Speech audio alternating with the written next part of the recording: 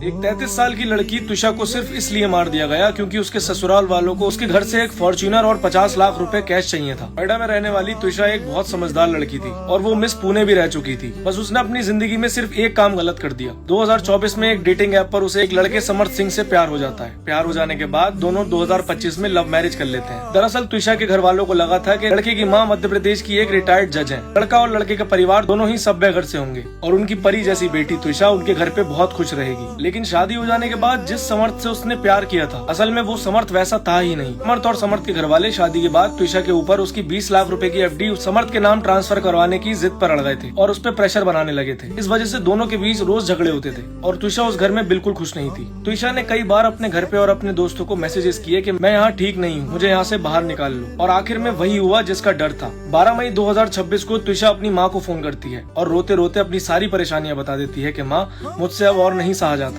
अब मुझे यहाँ से बाहर निकाल लो। उसकी माँ उसकी ये बातें सुन ही रही थी कि अचानक से तुषा के कमरे में उसका पति समर्थ आ जाता है और फोन पटक दिया जाता है। उसकी माँ घबरा जाती है और दोबारा से कॉल मिलाती है। कॉल नहीं उठती है तो उसकी माँ समर्थ की माँ को कॉल मिलाती है। समर्थ की माँ कॉल उठा के बोलती है कि अच्छा रुक जाइए, मैं देखती हूँ। उसके ठीक 10 मिनट के बाद समर्थ की माँ का वापस से कॉल आता है कि तुषा अब इस दुनिया में नहीं रही। तुषा की माँ के पैरों के नीचे से जमीन निकल जाती है और जब पुलिस की पोस्टमार्टम रिपोर्ट आई तो पता चला कि तुषा के शरीर पर गहरे गहरे जख्म थे, मानो कि उसको घसीट घसीट के मारा हो। पोस्टमार्टम रिपोर्ट में